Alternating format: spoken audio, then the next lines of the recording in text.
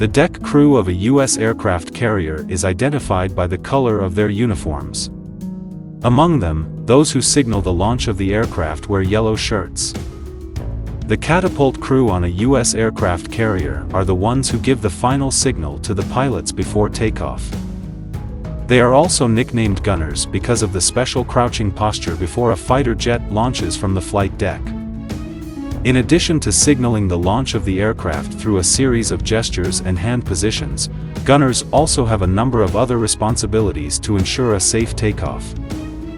The catapult crew is responsible for ensuring that the catapult and aircraft are in a ready position, while all the crew behind are in the appropriate, safe position, said Lieutenant Commander Robert Neff, a gunner on the George Washington. We test the entire catapult system, the jet blast deflector, and calculate the wind to determine the amount of steam needed to launch the aircraft, Lieutenant Colonel Robert Neff describes. The launch signaler is also likened to a conductor, with his wand glowing in the dark and the instruments being multi-million-dollar fighter jets. This group of personnel is all highly trained. They are naval pilots who have undergone months of training to become a gunner. We all come from different backgrounds when we recruit as naval pilots, and being a gunner is a completely different job than what we were used to, said Lieutenant Colonel Kevin Kreutz, the Chief Catapult Officer of the George Washington aircraft carrier.